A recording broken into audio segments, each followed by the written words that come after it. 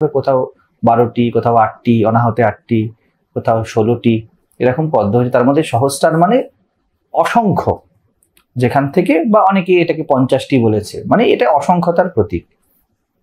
এবারে আমরা খাদ্য শৃঙ্খল বলি, তাই না, বাংলায় ফুড সাইকেল যেটাকে বলা হয়। এবারে কোথায় এই চেনটা পাওয়া যায়, কোন দোকানে পাওয়া যায়? কোথাও তো তুমি এই শৃঙ্খল পাবে না, দাদা খাদ্য শৃঙ্খল দিন না।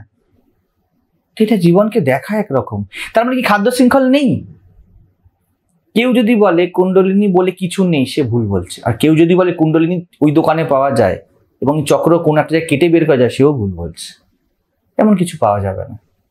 এটা জীবনের একটা সামগ্রিক পর্যালোচনা, তার মধ্যে থেকে জীবনকে খুব গভীরভাবে এক একটা সেন্টারে দেখা হয়েছে এবং এক একটা সেন্টারকে একটা জিনিসের প্রতিনিধিত্ব করানো হয়েছে। যেমন মূলাধার চক্রের কথা যদি বলা হয়, মূলাধার চক্রকে একদম কোথায় নেওয়া হয়েছে? একদম স্পাইনের নিচে, ঠিক আছে, একদম সর্বপ্রথম।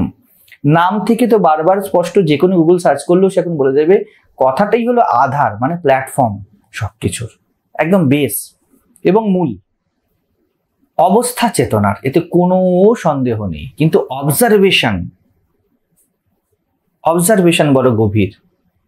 এই যে স্পাইনের একদম নিচের অংশে যেন আমাদের আধার আমাদেরকে ধারণ করে আছে, পুরো স্পাইনাল কর্ড পুরো দেহকে ধারণ করে আছে।